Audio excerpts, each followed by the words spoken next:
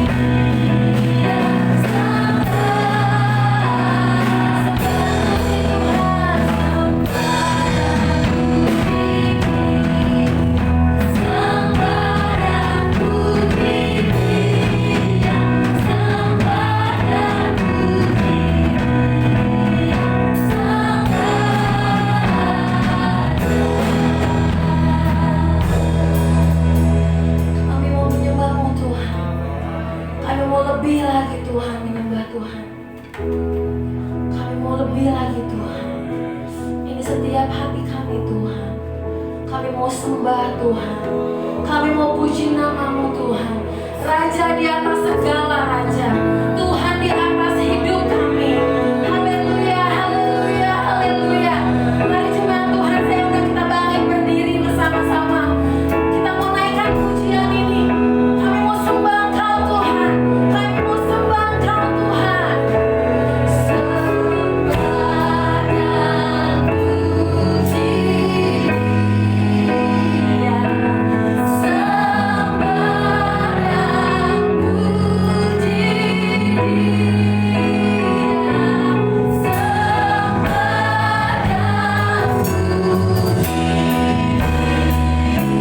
puji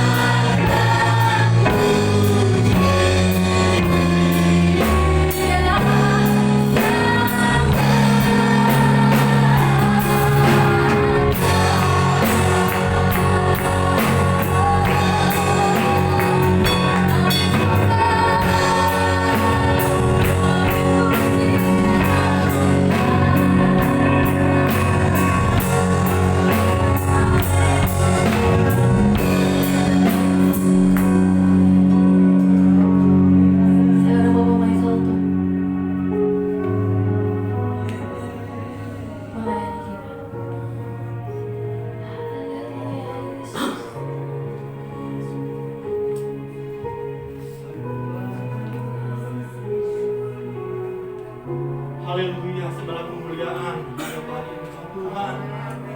Malam hari ini kami bersyukur kami ada di rumah Tuhan, beribadah memuliakan Tuhan. Berterima kasih Tuhan Yesus sudah lahir, dan kami siap akan mendengarkan kebenaran firman Tuhan. Jadilah firman Allah yang diberkati Tuhan selalu benar. Firman Allah yang menuntun kami. Terima kasih Bapak buat malam hari.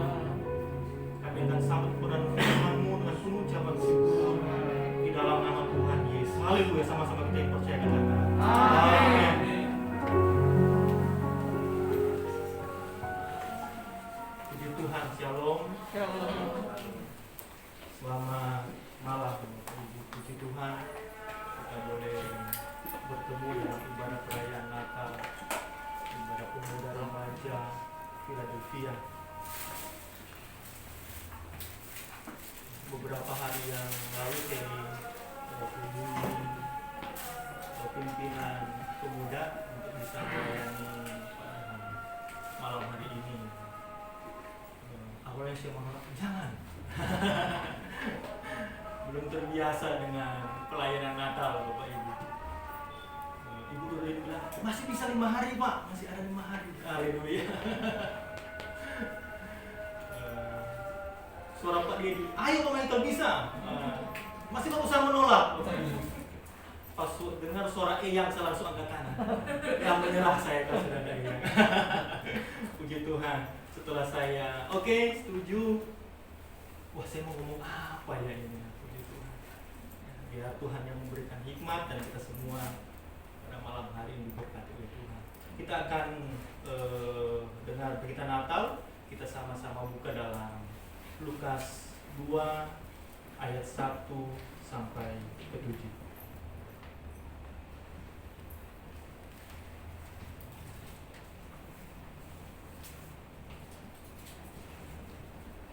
Puji Tuhan, mari kita sambut, kita bangkit berdiri. Kita akan membacakan pesan Natal pada malam hari ini. Lukas 2 ayat 1 sampai yang ke-7. Kelahiran Yesus. Pada waktu itu Kaisar Agustus mengeluarkan suatu perintah menyuruh mendaftarkan semua orang di seluruh dunia. Inilah pendaftaran yang pertama kali diadakan sewaktu Kirenius menjadi wali negeri di Syria. Maka pergilah semua orang mendaftarkan diri masing-masing di kotanya sendiri.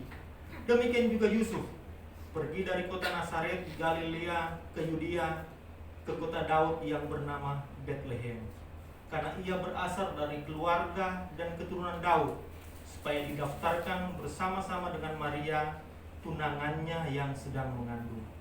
Ketika mereka di situ, tibalah waktunya bagi Maria untuk bersalin, dan ia melahirkan seorang anak laki-laki. Anaknya yang sulung lalu dibungkusnya dengan lampin dan dibaringkannya di dalam palungan, karena tidak ada tempat bagi mereka di rumah penginapan. Haleluya, puji Tuhan. Silakan duduk. Tema firman Allah pada malam hari ini, hidup dalam kesederhanaan. Haleluya. Kesederhanaan sudah Tuhan awali dari proses kelahiran Yesus. Ia lahir di kandang domba, dibungkus dengan kain lampin, ditaruh di atas palungan. Jadi kesederhanaan itu sudah langsung dipraktikkan Yesus sejak Yesus itu dilahirkan. Ada yang mengatakan lampin yang digunakan itu berasal dari kain bekas domba-domba, bayi-bayi domba. Ada juga teolog bilang lampin itu berasal dari dudukannya, tempat duduk di atas keledai, di atas punggung keledai. Jadi katanya kain yang digunakan, dudukan keledai yang digunakan, keledai itu digunakan Yusuf dan Maria. Apakah kain itu berasal dari mana? Tidak menjadi masalah ya tentunya ya. Tapi kita boleh melihat bahwa kesederhanaan itu sudah diajarkan Tuhan, sudah dipraktikkan Tuhan sejak ia dilahirkan. Bahkan rangkaian kehidupannya kita bisa melihat bagaimana dia mengajarkan kepada murid-muridnya, doa Bapa kami, berikanlah kami makanan kami pada hari ini yang secukupnya. Artinya bisa memperlihatkan bahwa sederhana itu wajib bagi orang percaya.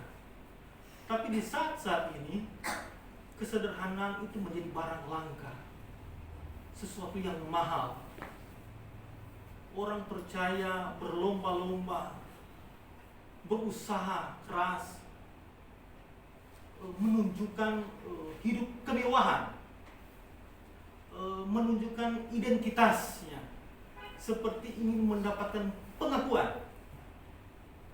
Walaupun hidupnya mungkin pas-pasan, tapi seringkali yang manusia tampilkan adalah sesuatu yang berlebihan.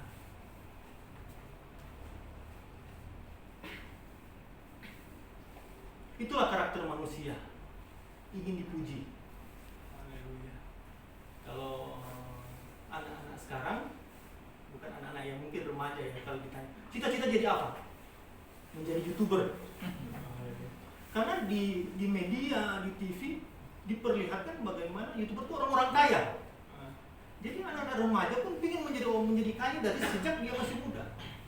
Anak-anak sekolah, mereka sudah tahu merek mana yang dia mau handphonenya. Sudah memilih. Walaupun belum terlalu bisa pakai. Tapi dia sudah tahu mana merek yang dia itu mendapat pengakuan. Dan itu bibitnya sudah dari remaja. Bagaimana setelah dia dewasa? Sehingga butuh kebenaran firman yang harus menghentikan ini. Ya, harus dikasih firman bagaimana dia bisa hidup mengendalikan dirinya.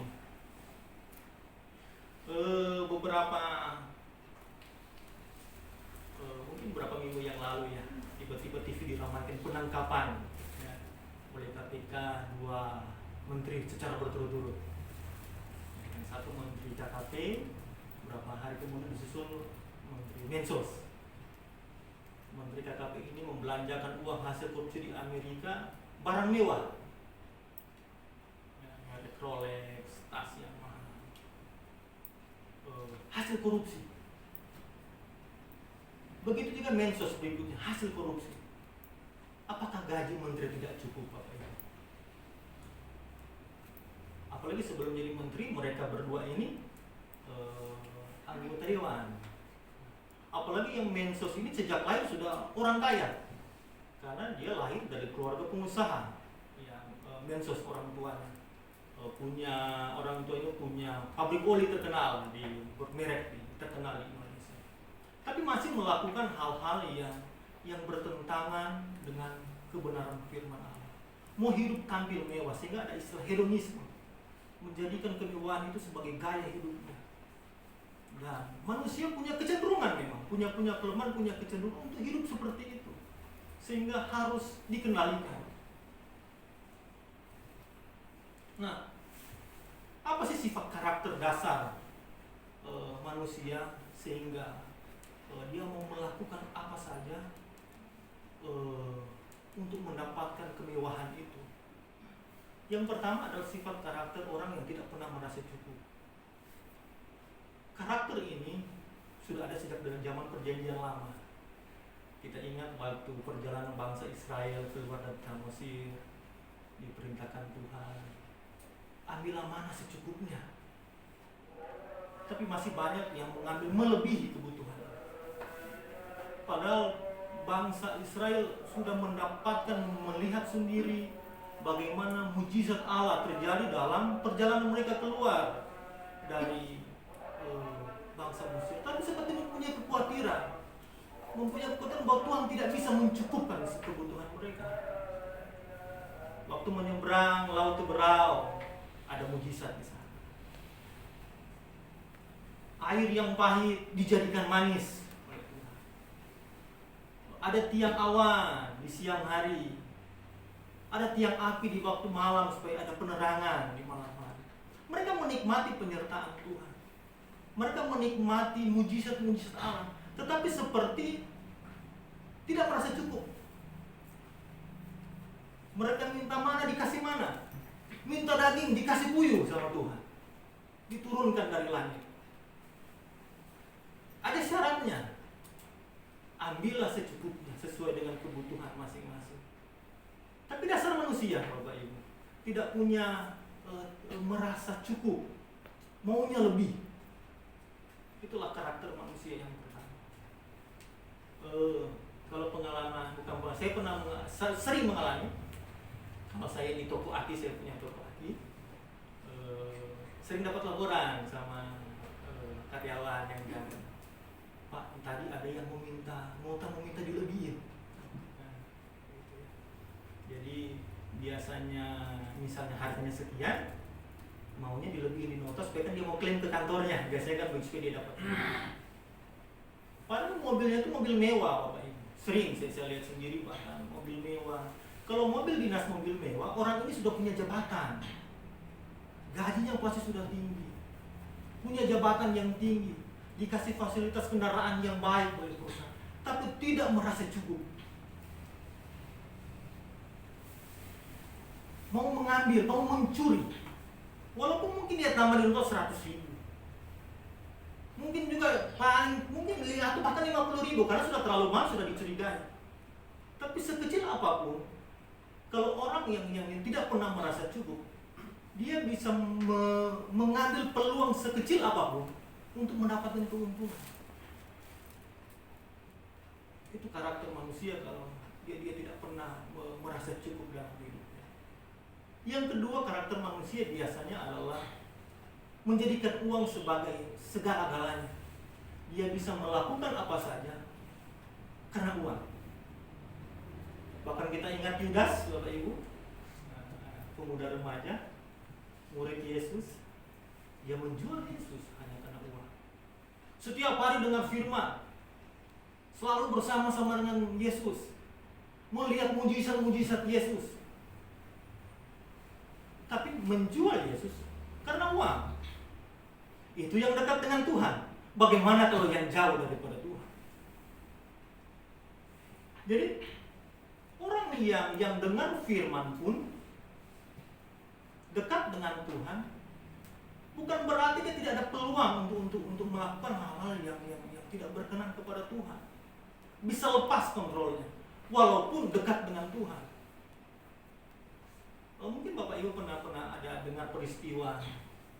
Saya mungkin pernah juga sampaikan dulu di ibadah sektor sekitar 3 tahun lalu, ditangkap seorang pengusaha karena kasus mekarta. Yang seorang pimpinan di grup Lipo suap bupati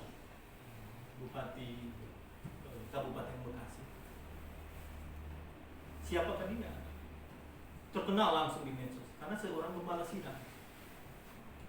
sidang gereja, pendiri gereja, bahkan merangkap pengusaha, tapi menyogok. Akhirnya dua-dua masuk sel. Yang penyogoknya ini gembala sidang sama Bupati Neneng, dalam keadaan hamil masuk penjara, melahirkan di penjara. Kita bisa melihat bagaimana uang itu berdampak besar bagi kehidupan manusia. Kasus sebelumnya saya pernah dengar, karena saya suka dengar berita, Bapak Ibu. Ada seorang dia dirjen perhubungan laut, jadi di Kementerian Perhubungan Laut. Dia menerima suap dari pengusaha. Ditanya sama hakim di pengadilan, aliran dananya kemana? Suap yang anda terima kemana? Dia jawab, untuk kegiatan sosial, Pak. Kemana?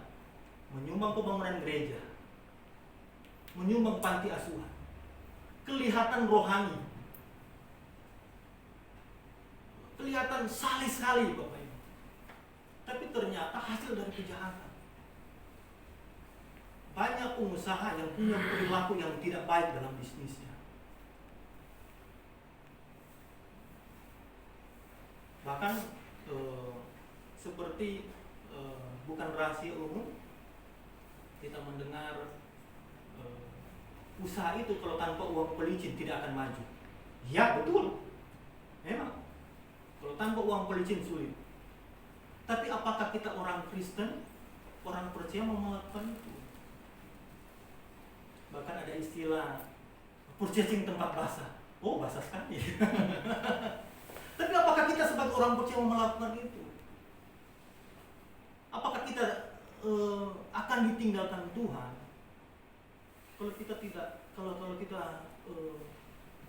menolak hal-hal yang seperti itu? Kalau yang kasusnya Menteri Sosial 10.000 per paket ya, dari per 300.000 bansos diambil 10.000. Saya juga dulu pernah pengalaman dulu seperti itu, Bapak Ibu. Jadi suatu saat saya ditelepon sama seorang manajer di satu perusahaan otomotif. Pak, kita ketemu. Saya ketemu.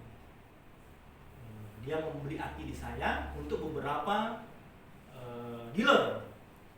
Oke, saya ketemu. Wah, senang banget dapat proyek. Puji Tuhan.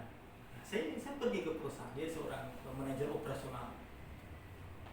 Bapak masukin barang ini ke saya. Bapak ada barang lain nggak saya? Itu enggak, saya cuma jual aki. Dia yang tentuin harga.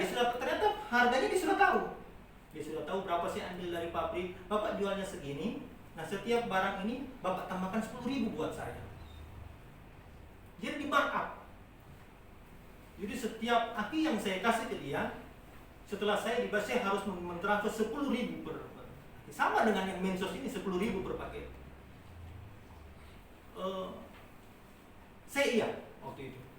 Tapi di rumah saya bekerja, pikiran saya jalan bagaimana caranya. Saya tetap dapat bagian itu, tetapi tidak dalam arti saya menyogok orang ini. Tidak ada jalan, tidak. Akhirnya 1 bulan jalan, 2 bulan jalan. Bulan ketiga saya putus. Karena saya tidak mendapat cara bagaimana supaya saya tidak terjebak dalam hal ini. Ya, puji Tuhan, walaupun putus, saya tetap hidup sampai saat ini. Puji Tuhan, tetap dicukupkan. Mungkin kalau saya terus sampai saat ini, mungkin saya sudah ada banyak yang saya sudah miliki. Secara materi, wah luar biasa.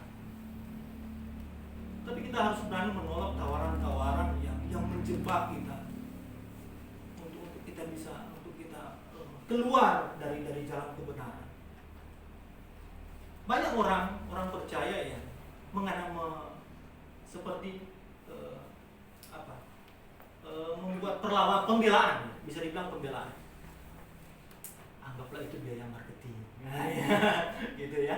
Kalau saya sobat ke orang, itu biaya marketing.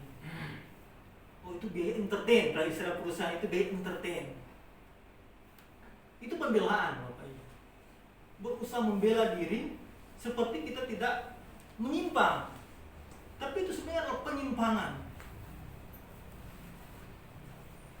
Nah, bagaimana sih caranya supaya kita terhindar dari hal-hal seperti itu? Mari kita akan pertama saya mencoba mencatat walaupun dengan keterbatasan saya, Bapak Ibu. Nah, supaya kita terhindar dari hal-hal itu, pertama kita harus ikuti teladan Yesus. Mau hidup sederhana seperti yang sudah Yesus ajarkan. Dia lahir dalam kesederhanaan. Yesus bisa memilih kok tidak lahir dari Maria misalnya, ya, dari Yusuf misalnya. Dia bisa memilih mungkin lahir dari keluarganya bangsawan, keluarga Herodes misalnya. Dia juga bisa memilih misalnya dilahirkan dari keluarga orang Majus yang lumayan gitu ya. Lahir di kandang domba dengan kain lapin. Apakah itu kebetulan? Saya percaya tidak ada yang kebetulan di dalam Tuhan. Bahkan selanjutnya seperti yang saya katakan tadi, dia mengajarkan doa Bapa kami, berikanlah kami pada hari ini makan kami. Bukan yang berlebihan. Nah, hal yang kedua yang kita harus supaya kita mengerti, supaya kita bisa terhindar dari hal tersebut, kita dengar perkataan firman. Nah, mari kita akan baca dalam Ibrani 13 ayat yang kelima.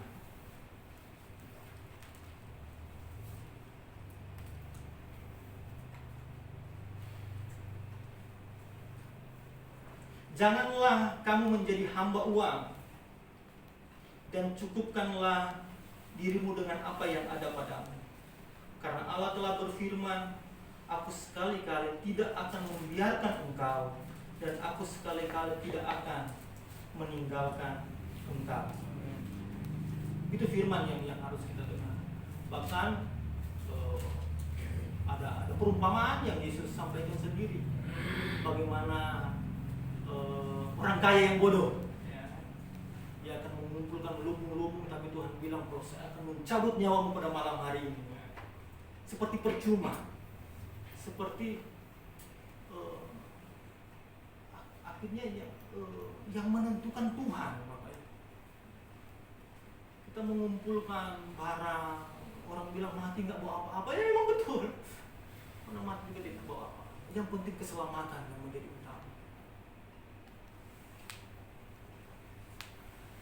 Bahkan firman Allah dalam Markus 10 kita tidak usah baca. Di situ tentang orang kaya yang sukar masuk surga ya. Lebih mudah seekor unta melewati lubang jarum daripada seorang yang kaya yang masuk dalam ke jalan surga. Bukan kayanya yang menjadi masalah. Salah satunya adalah cara mendapatkan kekayaan itu. bisa jadi orang kaya. Dia bisa seruduk kiri, seruduk kanan, hantam kiri, hantam kanan. Yang penting tujuannya tercapai. Yang penting orang bilang hebat, orang bilang sukses. Bisa tidak terkendali pikirannya. Kalau dia punya cita-cita untuk, makanya firman bilang tinggalkan niatmu itu. Anak-anak muda harus dari saat ini harus punya posisi yang jelas. Puji Tuhan kalau dalam bekerja dengan baik, Tuhan karuniakan kekayaan. Haleluya. Kalau kita bekerja dengan benar, puji Tuhan.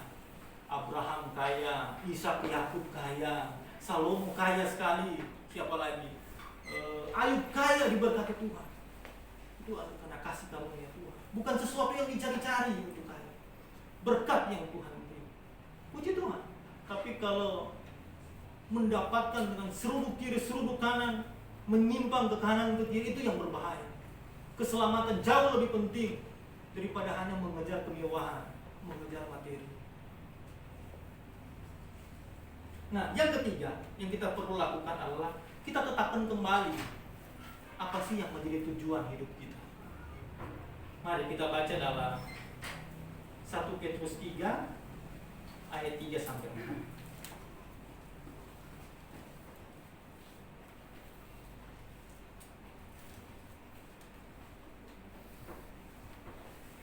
Perhiasanmu janganlah secara lahiriah, yaitu dengan mengempang-empang rambut atau perhiasan emas atau dengan mengenakan pakaian yang indah indah.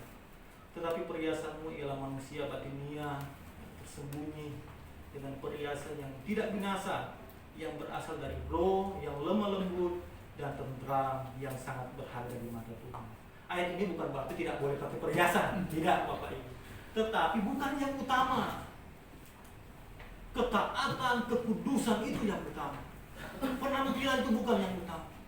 Keselamatan itulah yang utama. Tujuan berikutnya 1 Korintus 10 ayat 31.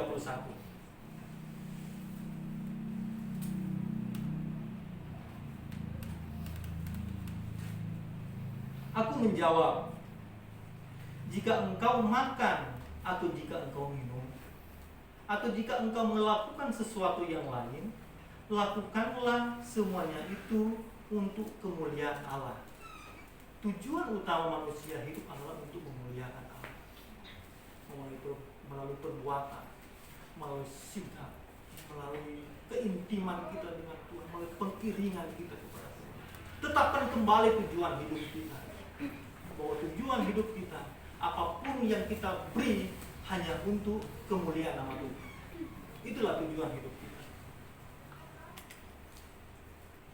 Puji Tuhan. Sesungguhnya kesederhanaan itu memang dimulai dari kerelaan diri. Memang tidak gampang hidup sederhana. Di sekitar kita orang berlomba-lomba menunjukkan wah gitu ya, kesuksesannya dilambangkan dengan apa yang dia dimiliki. Memang tidak mudah. Butuh keintiman dengan Tuhan. Butuh Roh Kudus yang memampukan kita untuk kita bisa mengendalikan diri. Orang dari awal, dari yang punya sepeda, tidak artinya ingin punya motor. Haleluya. Setelah punya motor, ingin punya mobil. Punya mobil yang mungkin yang 3 penumpang di belakang, ingin yang lebih gede. Itu memang sifat karakter manusia. Yang penting sesuai dengan kebutuhan. Yang berbahaya adalah kita membeli sesuatu yang sudah bukan hanya untuk dinilai orang. Itu yang sangat berbahaya. Anak-anak muda, pemuda remaja khususnya, pertama jadikan kesederhanaan itu sebagai kebanggaanmu. Jadikan kesederhanaanmu itu sebagai kesaksian hidupmu. Kesederhanaanmu itu sebagai gaya hidupmu. Jangan malu Anda dibilang nggak fashionable. Apalagi kalau cewek-cewek ya. Jangan malu. Nggak perlu malu didakwa nggak fashionable. Nggak punya barang yang bermerek. Handphone jadul. Nggak perlu malu Bapak.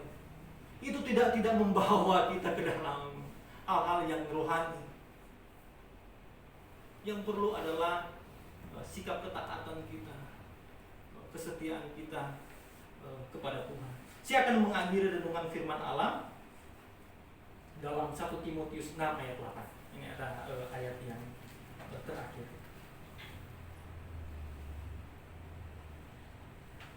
1 Timotius 6 dimulai ayatnya yang pertama. Asal ada makanan dan pakaian cukuplah.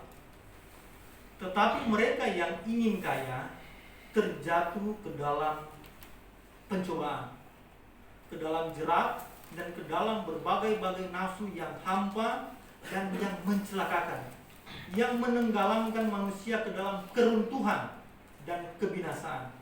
Karena akar segala kejahatan ialah cinta uang. Sebab oleh memburu uanglah beberapa orang telah menyimpang dari iman dan menyiksa dirinya dengan berbagai-bagai. Saya akhiri kebenaran firman Allah.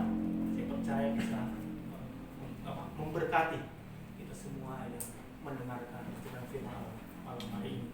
Puji Tuhan, selamat hari Natal bagi kita semua, dan Tuhan Yesus memberkati. Saya serahkan kepada worship ini.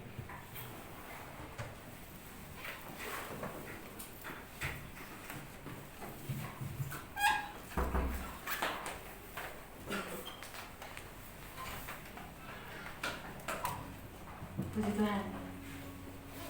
Bapak Ibu yang berkati. Amin. Kesederhanaan bukan sesuatu hal yang mudah, tapi kita boleh mencoba untuk menjalaninya. Karena Tuhan Yesus juga lahir dalam kesederhanaan, kita bisa hidup dalam kesederhanaan. Amin. Amin. Saat ini kita akan menyanyikan bersama-sama Malam Kudus. Tidak ada lilin Bapak Ibu. Yang punya handphone bisa nyalakan flashlightnya. Kita akan sama-sama mendengar pujian.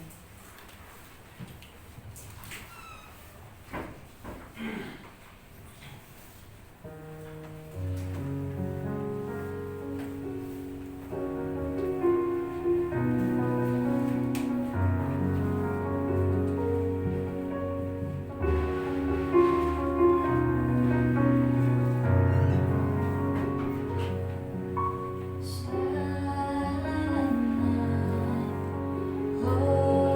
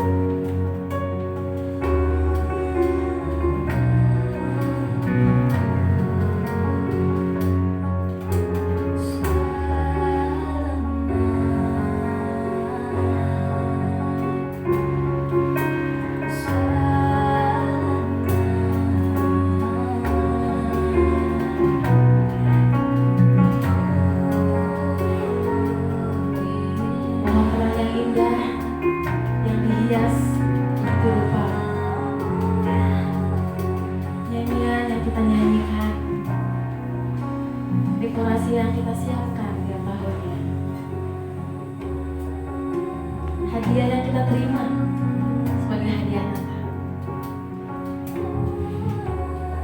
Itukah Natal bagi kita?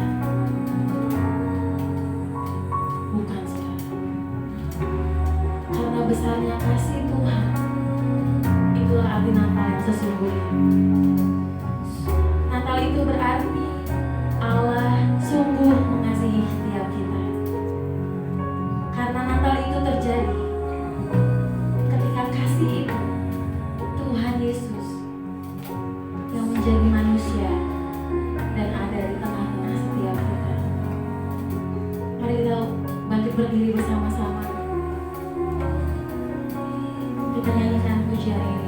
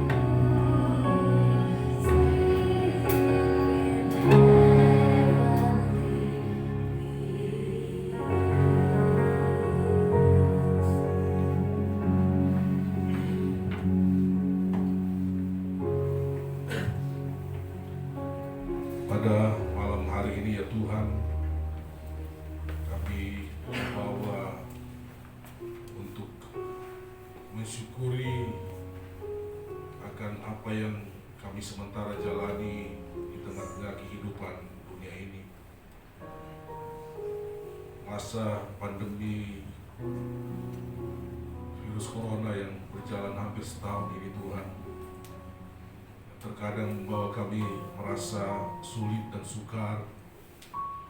Tapi malam hari ini kami boleh diajar oleh firman Tuhan bahwa sesungguhnya apa yang kami alami, apa yang dialami oleh umat manusia, tidak terkecuali orang percaya,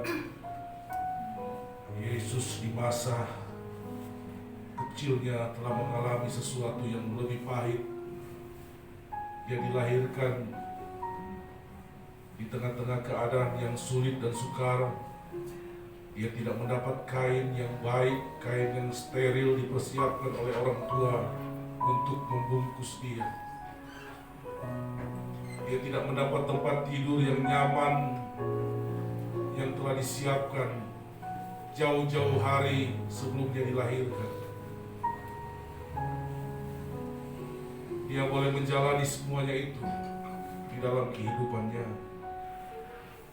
Dia boleh menjalani dengan keadaan yang sulit dan sukar dan tidak ada pengeluhan sebagai anak Allah yang turun dari surga, yang dari tempat yang penuh dengan kemuliaan, tapi dilahirkan di tempat yang hina. Tuhan Yesus, biar pada malam hari ini lewat perayaan Natal Pemuda Remaja, kami memandang kepada Engkau Tuhan. Kami memandang kepada Engkau Allah yang telah memberikan teladan kepada kami, untuk kami mau belajar bahwa sesungguhnya apapun yang terjadi, kami percaya bahwa Tuhan bersama dengan kami. Tuhan ada dan Tuhan akan memberikan jalan kemenangan, berkat-berkat pertolongan. Terima kasih banyak Bapa dalam surga, yang ini juga menjadi sesuatu yang berarti bagi pemuda remaja, untuk mereka boleh menjadi berkat, menjadi terang dimanapun mereka berada. Mereka boleh menunjukkan warna mereka sebagai orang percaya, bukan menunjukkan kemewahan, bukan menunjukkan penampilan yang menurut dunia hebat dan luar biasa, tapi yang mereka tunjukkan adalah sikap karakter mereka yang benar-benar dapat dicontoh dan dapat diteladani di tengah-tengah masyarakat pada hari-hari terakhir ini. Terima kasih Tuhan, pengurus pemuda yang sudah berusaha melaksanakan Natal sekalipun di tengah-tengah situasi kondisi yang sangat-sangat terbatas, Engkau berkati mereka Tuhan. Ibu-ibu yang sudah berusaha dengan susah payah menyiapkan apa yang akan dinikmati sebentar, Tuhan juga balas berkat. Tuhan juga membalas segala jerih lelah tenaga yang sudah mereka keluarkan. Terpuji nama-Mu ya Bapa dalam surga. Sebentar kami pulang, kami percaya kami pulang dengan berkat-berkat yang luar biasa yang sudah kami dapat dalam perayaan Natal pada malam hari ini. Para pelayan Tuhan, singer, song leader, tim musik yang ada, yang sudah berusaha memberikan yang terbaik, Tuhan memberkati mereka, berkati dan berkati mereka Tuhan. Balaskan berkat, kembalikan kekuatan, pengurapan Tuhan di dalam kehidupan mereka. Karunia yang Tuhan berikan, talenta yang Tuhan berikan boleh ditambah-tambahkan di dalam kehidupan mereka. Terpuji nama-Mu Tuhan. Sebentar kami akan pulang, sertai kami dalam perjalanan, tibakan dengan selamat di rumah kami masing-masing. Bahkan kalau kami tidur nyenyak, bangunkan kami besok pagi dengan tubuh sehat segar berkati oleh Tuhan.